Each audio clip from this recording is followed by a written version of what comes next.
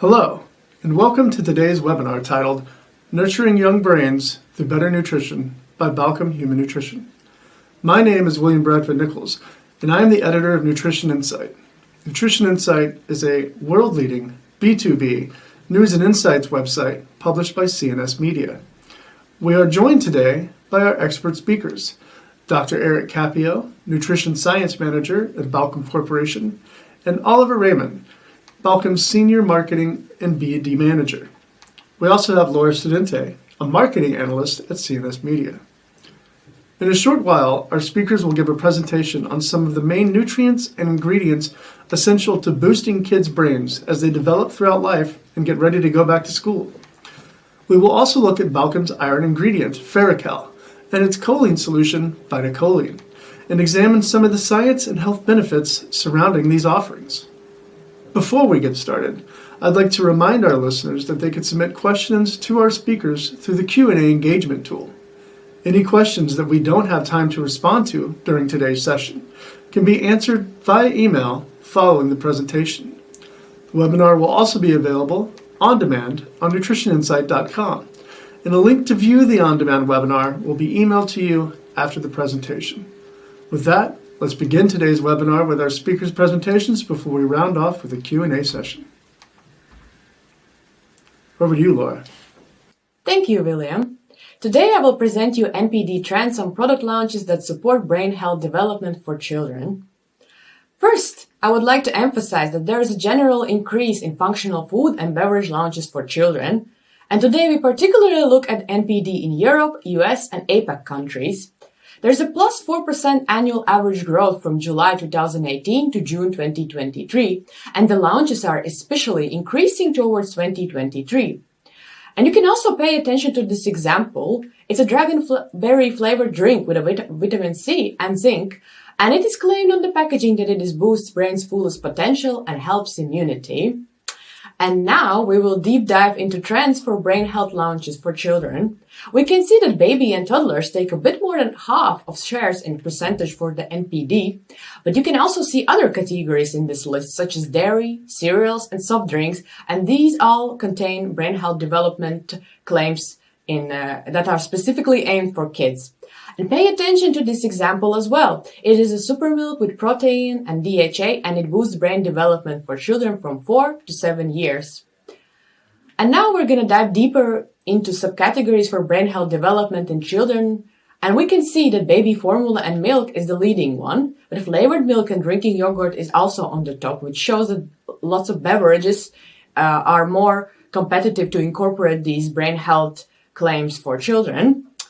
And now we will see the subcategories that have most increase in launches in the last 5 years. So these are the most innovative subcategories. And here you can also see beverage subcategories growing very fast. For example, juices and nectars have a 41% growth. And you can also see this example of juice drink with the choline and vitamins for brain health development. And then there is dairy alternative drinks that has a 15% growth. And there is an example of plant-based drink that has magnesium for cognitive function. And finally, there's a drinking yogurt and fermented beverages that are also gaining ground for brain health development and specially targeted for kids. And lastly, we will talk about some hero ingredients for children's brain health. And here I'm going to point out 2 ingredients. So one is iron, and iron has a 16% average annual growth from July 2018 to June 2023. And you can also see this example with cereal that has iron, and the cereal helps brain growth for children. And another of these ingredients is choline bitartrate that has a 4% growth. And you can also see how this is incorporated in a functional beverage in this pediatric shake. And finally, you also see how this milk powder for kids emphasizes that choline is called a brain developer. So these ingredients are already marked as these hero ingredients, these ingredients that are key to brain health development. And this is all for now. I will give the word to you, Oliver. All right, thank you very much. So let's start with Balchem at a glance. The company was founded 1967. We are New York Stock Exchange listed and making almost $1 billion revenue. The company covers 3 business segments, and today we talk about the biggest one, the healthcare and nutrition segment. making the world a healthier place. That is what we're here for. And here you see how we do that on high level, but in particular, if you look at the woman with the baby on the right side, we provide food and beverage and supplement ingredients to several health benefit platforms. And we also provide ingredients for prenatal, infant, and toddler nutrition. And exactly that is the topic we are going to talk about today. And we will show you how to use two of our hero ingredients for child nutrition. And with that, I'm handing over to Eric Ciappio, who's going to introduce you into the science behind. All right, thanks, Oliver. So my name is Eric Ciappio. I'm part of the nutrition science team here at Balchem, and I'm going to run through a little bit of the background about why nutrition is important for kids and for expecting moms, and then go into a little bit of data on two of our products, specifically ferrous-bisglycinate and choline. So first up, what nutrients even support a child's brain health, and how do we find out what that sort of list is? The American Academy of Pediatrics semi-recently published a guide on improving nutrition for the first 1,000 days of a child's life to help support neurological development into adulthood. They named a laundry list of nutrients that are involved in neurological development, but there's two in particular we're going to focus on today, namely iron and choline, both of which are essential nutrients that have incredibly critical roles in the formation and development of cognitive function of the brain itself and the spinal cord. The reason we care about this, and when we think about how to build a child's brain, it's not necessarily starting during their childhood. Building their brain, of course, starts literally from day one or day minus 9 months, depending on your perspective. Building your brain is a bit like building a house, right? You need all those raw materials, the lumber, the drywall, the pipes, the wires, etc. You need all that during the construction phase. And the construction phase is, of course, during early life, particularly during development. Development, of course, brain development continues well into childhood and adolescence. I mean, a lot of people think that it stops, somewhere in the sort of early digits, but really the brain continues to grow well into your 20s. So having an adequate provision of these nutrients during that time is incredibly important to support this development. And of course, the period where it changes relatively the most is that sort of first beginning tail, even prior to that axis. You can see that during development, the brain essentially grows from effectively nothing into something. And we can all watch, those of us that are parents, when we see how rapidly our children develop in that first year of life, you can tell. I mean, you see the changes from day to day to day. And of course, the brain is growing and it needs those raw materials to do so, both to build itself and to function, just as you and I do. So first up, we're going to talk about an essential nutrient called choline. So for those of you who are not familiar, choline is an essential nutrient, just like vitamin D or iron or vitamin C, etc. It does have in the US a dietary reference intake, which was established in the late 1990s. This is the 25-year anniversary, as a matter of fact. In Europe, EFSA recognized it as essential, I think, circa 2016 or so. And even more recently, the Nordic Nutrition Recommendations recognized choline's essentiality for the first time just earlier this year. So what does it do? Like most nutrients, it really boils down to two basic functions, structural and functional. So first, it maintains cell membrane integrity. So it forms the physical cell membranes as a downstream derivative called phosphatidylcholine that helps to form the physical architecture of the brain, which again, obviously during development, incredibly important. Two, it helps to support nervous system function by virtue of the fact that choline, as you could probably tell from the name, is an important component of the neurotransmitter acetylcholine, which plays critical roles in mood, memory, and muscle control. And of course, even a sort of more deeper in the weeds level, it helps to regulate gene expression to control some of these critical functions. Choline is an incredibly important nutrient both for your brain and for your liver. We're going to focus on brain health today.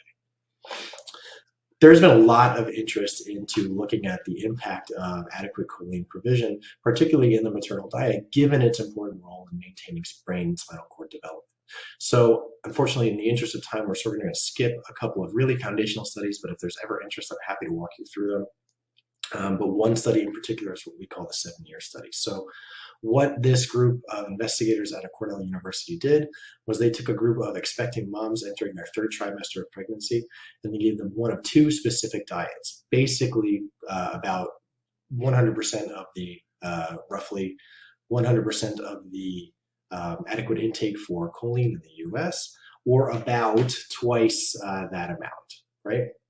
And they randomized these moms. These were given in a combination of both prepared diets, so each group got the same basic prepared diet each day, as well as a supplement which contained either 100 or 550 milligrams of our VitaCholine material. This happened throughout the third trimester, and then once baby arrived, all supplementation stopped. And then baby, of course, was sort of free to eat, and mom was free to eat as she pleased. Now, the kids were periodically followed up for cognitive testing assessments throughout that first year of life. We're not going to go into some of those data, but suffice it to say, there was some significant improvements. But the interesting thing is what these same investigators did was they followed up with these kids 7 years later, so when they were age 7. Again, no additional supplementation or dietary changes whatsoever. They were sort of free to do whatever they felt was necessary, and they examined these kids for what's called sustained attention. So how do you measure cognition and sustained attention specifically? Sustained attention is exactly what it sounds like. It's your ability to maintain your attention over a prolonged period of time. So think of a long meeting that you've been in where you feel your thoughts starting to wander. Maybe you're watching a movie or reading a book or talking with someone and you feel your sort of attention drift off. That's sustained attention. That's effectively what they were measuring. So what they did with these kids was they had effectively a computer-based test where they looked at a monitor. There was a signal or non-signal event, basically an image flashed on the screen, and the kids sort of had to hit an image flashed on the screen for sort of a short, medium, or long amount of time. Image goes away, and the kids had to respond, yes, I saw an image or not, within a certain amount of time. And then, of course, there's some feedback, basically sort of yes, no, ding, ding, that sort of thing. Now, in and of itself, this test is not necessarily, the important thing is really the ability to continue to perform this test over time. Again, this is sustained attention. So what you should pay attention to is the fact that this went on for about 12 minutes, which is a really long time to you or I, but it is an eternity for a 7-year-old child. That was 216 times of hitting yes or no, I saw an image on screen. So you can think of this effectively as the world's most boring video game, and this is what's allowing them to determine how strong their ability to pay attention over time was. So we can see some examples of this in action, and hopefully our IT works here. But this is a child that had a low sustained attention task score.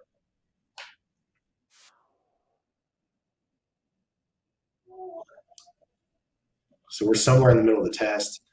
He's looking around, he's not into it. He's just like, let's get this over with. This is really boring, right? Not that into the test. Now, on the other hand, let's look at a child that had a high sustained attention task score. Focused, paying attention, his thoughts aren't wandering, he's not bouncing around in his seat, he's not looking to get out of there, he's paying attention to the task at hand. This is what we're talking about. This is a really great visual that shows exactly what we mean by this. So what happened? Again, what you see is that the kids born to the moms consuming higher amounts of choline had significantly higher scores overall on that sustained attention task test. So again, this is just a function of mom's diet during pregnancy, and these kids are now 7 years old. So this is an intervention that was effectively 7 years ago. Right? But the important thing, or at least the most interesting part, at least in my view, is what happens when you look at their performance over time. You can see that in the sort of darker blue here. The kids that were born to the higher choline consuming moms, their performance stayed about flat as the test went on. This is trial blocks. So basically think of it as like periods in a hockey game, so to speak. So as the trial went on, their performance stayed even, but the kids born to the low choline consuming moms, their performance declined over time. So what you can tell here is that based simply on mom's diet during pregnancy, these kids had significantly improved the ability to maintain their sustained attention over time. And this is incredibly important because sustained attention contributes to a wide variety of higher cognitive functions like problem solving and working memory, and is even associated with things like school performance overall. So incredibly powerful results just from a very short window of intervention years prior. I mean, if you think about that, that's a pretty wild finding.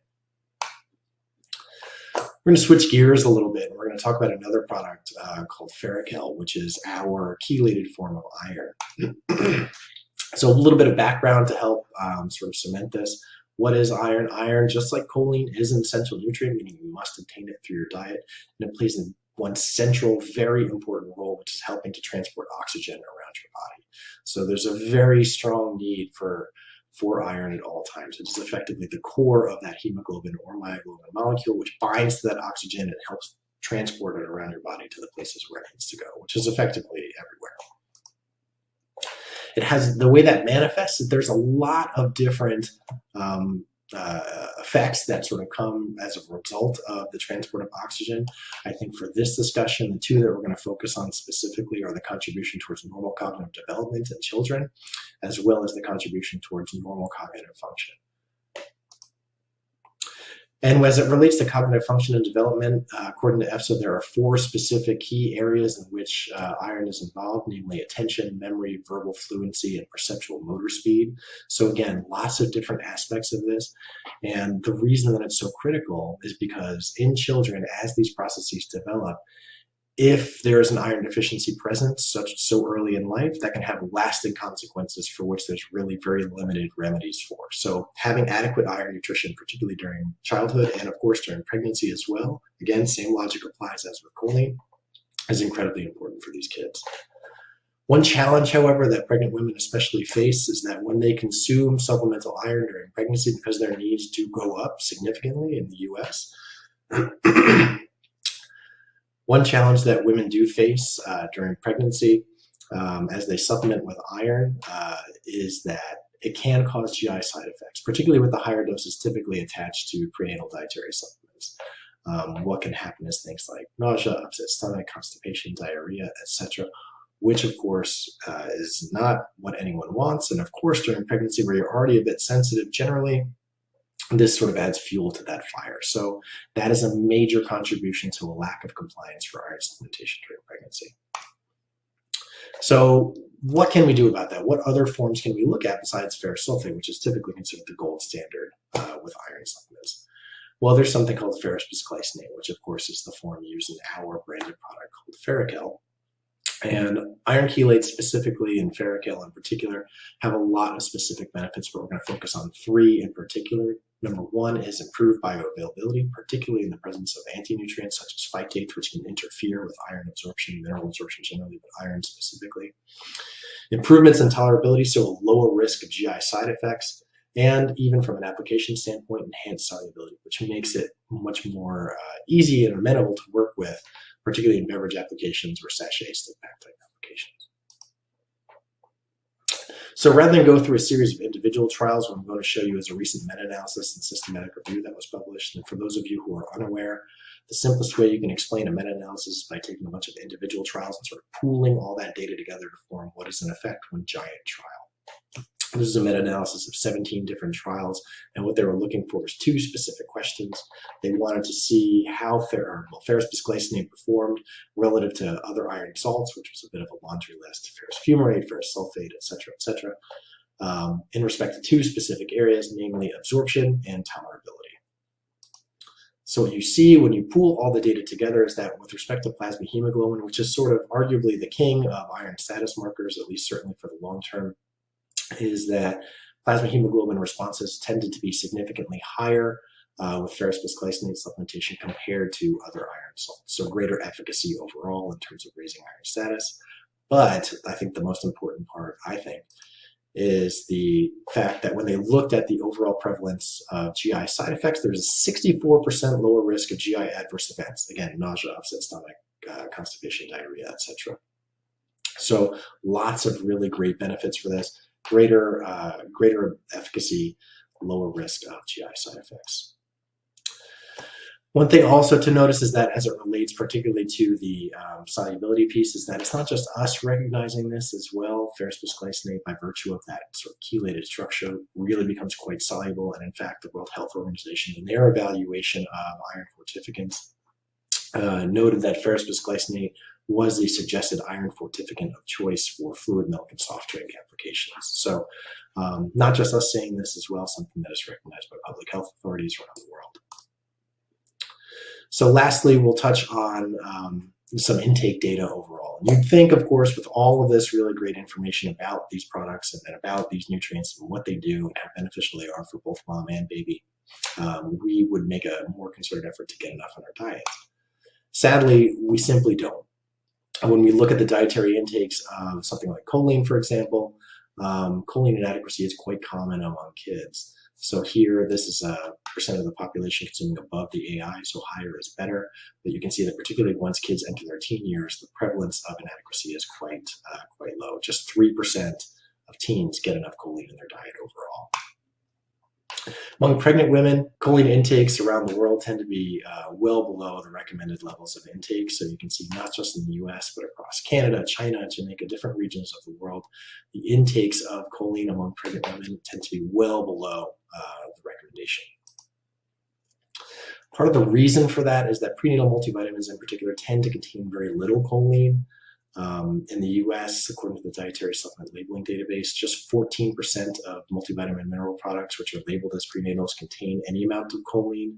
And when you look at the amount of choline in those products, it tends to be on average below 20% or sort of excellent source level. And this is something that experts recognize. I mean, when you look at some of the language from the American Medical Association, American College of Obstetrics and Gynecology, March of Dimes, dietary guidelines, all of these groups recognize both that choline is important and essential, particularly during pregnancy, but also that most prenatal vitamins do not have enough choline in them. Iron as well. Iron is famously one of the most common nutrient deficiencies in the world. And the U.S. public health authorities also recognize this as well. Iron inadequacy is recognized by the dietary guidelines, particularly for young children, teen girls, and for women who are pregnant. And when you look at the prevalence overall of iron deficiency in the U.S., so this is not just inadequacy, not getting enough in your diet, but also just a diagnosable deficiency as measured by blood status. Nearly 1 in 15 kids in the U.S. age under 5 are estimated to have an iron deficiency in the U.S. And so to put that into some kind of perspective, this is about just shy of about 1.5 million kids in the U.S., which is, imagine, twice the population of Boston itself. So very, very common, exceedingly common in the U.S., sadly, and something that's very preventable. In Europe as well, about 20% roughly of European children are estimated to have anemia according to the World Health Organization. And that number increases to about 25% of pregnant women in Europe are estimated to have anemia according to the World Health Organization. So sadly, very common. So what do we want you to walk away with here? What's our summary? Just remember that proper nutrition is very essential for ensuring adequate intake of key nutrients to support cognitive development in children. And that starts earlier than you think, not just with baby and child's diet, but also with mom's diet during pregnancy. Choline is an essential nutrient that supports brain and spinal cord development in particular. And there are studies that show a lot of benefits to mom consuming enough during pregnancy, specifically improving cognitive function in her child with benefits that last. You can see benefits as early as infancy in the first year of life, and benefits that last and are still present even at age 7. Iron as well, another essential nutrient that supports cognitive development and cognitive function. Our chelated form, ferrochel, is more bioavailable and less likely to interact with anti-nutrients in the diet.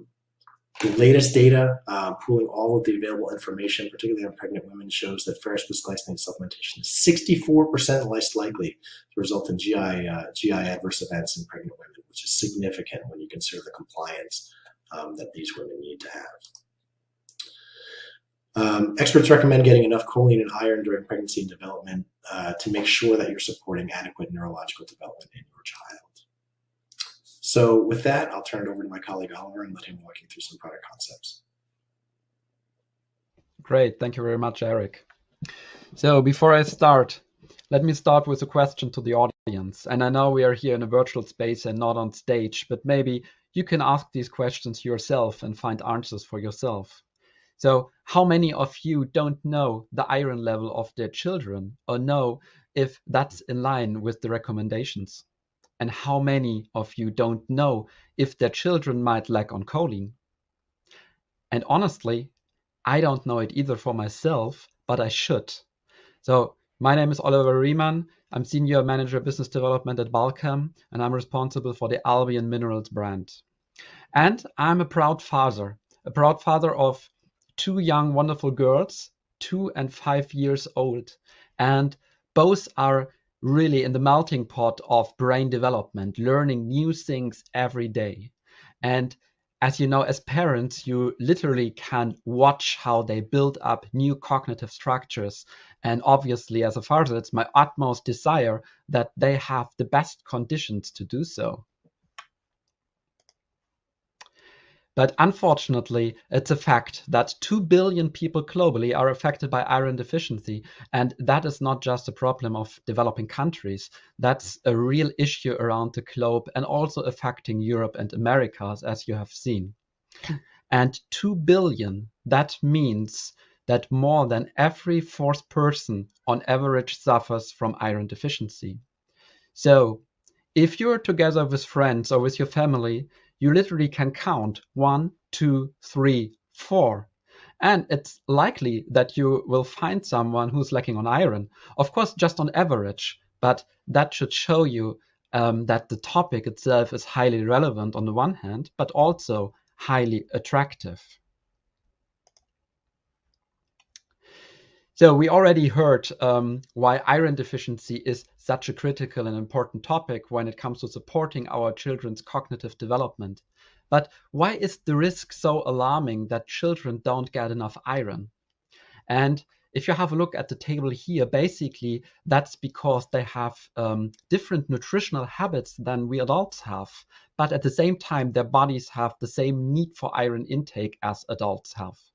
So when you have a look at the table, for example, a 3-year-old kid has the same need for iron as a 40-year-old adult. A 5-year-old kid has even a higher demand. And even more critical, as Eric already said, when we have a look at women during pregnancy, their need for iron almost doubles, but normally that doesn't mean that their intake of iron-rich food doubles. So supplementation is even more important to brain development before the children were born. And I would like to give you an example. My daughters mainly love noodles. And they love noodles with butter and with cheese. And that's it. And honestly, they would love to eat it every day. And obviously, that is not the best suitable source of bioavailable iron. So in a nutshell, our kids eat differently. They eat less food than we do, but they have the same requirements for iron, and that means higher risks for deficiencies. And of course, that alone is the most important reason to give attention to this topic to fight anemia. However, from a commercial standpoint, I would like to say there are even more reasons I would like to show you, which proves that functional food for kids makes totally sense. And reason number one, as seen in the introduction from Innova, is that the market for child nutrition is growing, and especially in segments we talk about today, like dairy, like beverages, like cognition things. That's a highly attractive field. So from a commercial standpoint, it makes sense to be active here. And you already have heard WHO has recognized this topic as highly relevant and recommends iron bisglycinate. So exactly that product, what we call Ferrochel, as the preferred source for iron supplementation, especially when it comes to beverages. Of course, when it comes to development of our children, only the best is good enough for parents. And what does it mean? There is a big momentum for marketers, which means driving attention to this topic and convincing the parents that it makes sense to take care of supplementation and to give the kids the best conditions for their brain development. And to do so, iron bisglycinate is the ideal source because iron bisglycinate comes with strong academic research which proves not only the efficiency and the benefits of the ingredient, but this academic research can directly be translated into your marketing claims. And especially for all the colleagues from the US here on the call, Ferrochel and iron bisglycinate comes with a broad variety of potential structure function claims. So that means this source of iron is highly attractive to use. Of course, topics like fighting anemia in kids is very beneficial also for your corporate social responsibility. And to prove that, last but not least, and maybe one of the best reasons to believe in the concept is success stories. And what you can see here on the right side of the slide is that even a top 3 dairy brand put goals in the latest annual report. They want to have more than 85% of their kids' dairy products being fortified with minerals by 2025. And even more, they want to have at least 5 products to address iron deficiency in children also by 2025. And that shows you that this topic entered the mass market already. So, how to approach the topic from a commercial standpoint, for example, if you are a marketer or a brand. And we all know children, especially young ones, are not known for preferring tablets or capsules to supplement nutrients. So why not feeding them with essential nutrients like iron and VitaCholine through things they like to eat and drink anyway? And what you see here on the slides are dairy products from the market, like milk, like yogurt, and those are usually on every children's meal plan every day. And they are already associated with being important for kids' development. So the buzzwords you probably know are calcium for strong bones and things like that. So why don't use it? And why don't calling it a cognition milk? And what you see here in the examples are dairy drinks, which provides you a tasty start into a day, but also serves as a good source of contributing to healthy iron levels. All these products you see here on the slides are formulated with ferrous bisglycinate, though here the kids get the highest absorption and best tolerability to ensure the best benefits for them. So here we come back to our idea of brain milk, of cognition milk. And if you are a brand, maybe here on the call is that one brand which is looking for 5 projects in their annual report. So then we should talk. But what you see here on the slide maybe is an idea for that. That is a regular pack of milk every mother or father takes home from the supermarket. But this one provides you 10% of the RDI for iron and 20% of the RDI for VitaCholine with every serve every day. So having this milk in the fridge is already a good portion of nutritional intake for our 2 hero ingredients. And just by your normal routine, having cereals with milk in the morning or having a cup of chocolate milk or milk in the morning, of course, that is a good source of nutrients and very convenient to take for children. And again, here for our US colleagues on the call, you can see the benefits on the slide. Having these ingredients in your products provides you also the opportunity with strong marketing claims. But as already said, supporting children's brain development goes beyond fortifying their breakfast. It starts already during pregnancy, where the most critical foundation of brain development happens, and where the risk of iron deficiency is the highest, as we've seen on the table.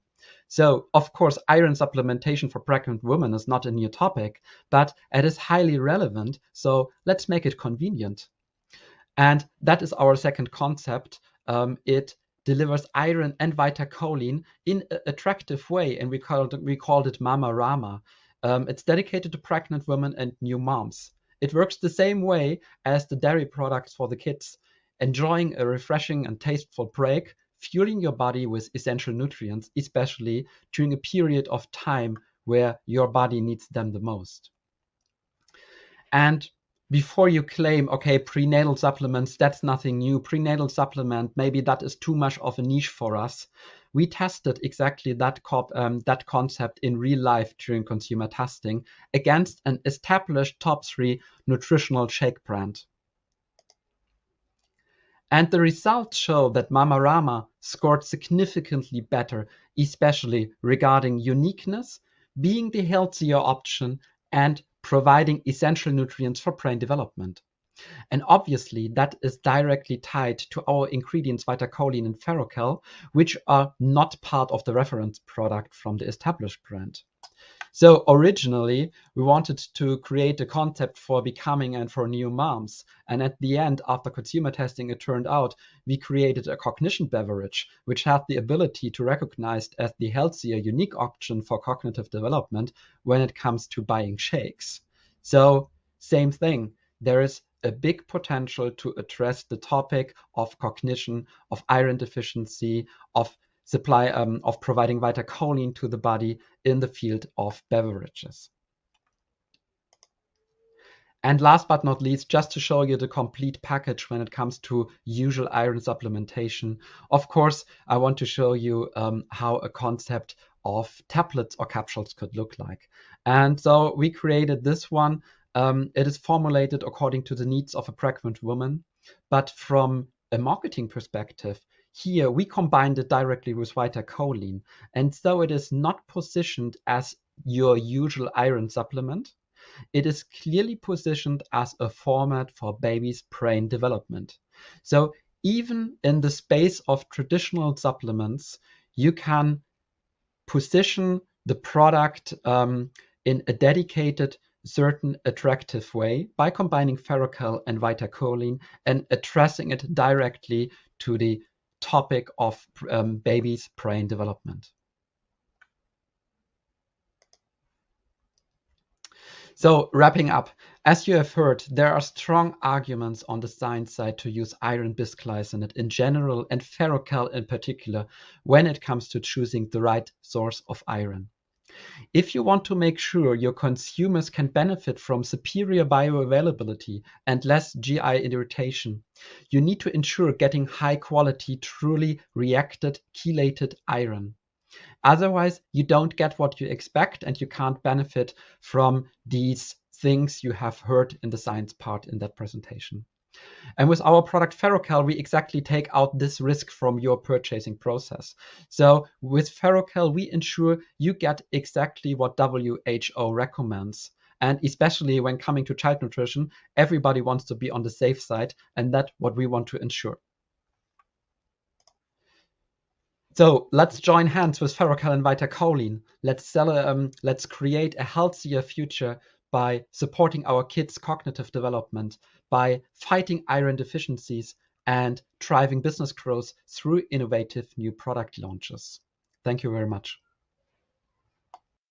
Well, big thanks to our speakers for their insightful presentations. Once again, this is William Bradford Nichols from Nutrition Insight, and I'll now host a Q&A session with our experts. Some great questions have already been submitted, so let's get started. Our first question is, what is the benefit from VitaCholine compared to normal choline? Eric, would you care to answer? Sure. So, I would argue that VitaCholine is kind of the standard choline, right? So choline, generally speaking, will get broken down as it's like choline salt. So there's going to be your choline molecule and then whatever it's bound to, right? Like in our case, a bitartrate or a chloride. So choline will sort of get separated from its partner and then will be absorbed directly. So most water-soluble vitamins and similar compounds, choline included, don't really suffer from a lot of challenges from absorption, fortunately. So choline is very well absorbed. Really the difference between VitaCholine and other choline type products on the market is going to be who it's partnered with. But generally speaking, the amount of choline that gets into the body and into the brain, which is often where you see the discussion going, is, according to the Institute of Medicine, directly proportional to the amount of choline that is present in them. And most choline forms do increase the amount of choline available in the blood to a similar degree. So for us, I think the real difference for VitaCholine as a brand is our investment. I would argue, as the science guy, I would argue that the investment into science is really what makes us special and unique. I mean, a lot of the studies that we showed and plenty more, which we haven't, I'd love to share at some point in the the future, all use our material. We invest a lot into science. Specifically, we've got a lot of tools available to help you as brand owners and, of course, consumers as well. So that would certainly be the difference between us and other cholines on the market for sure.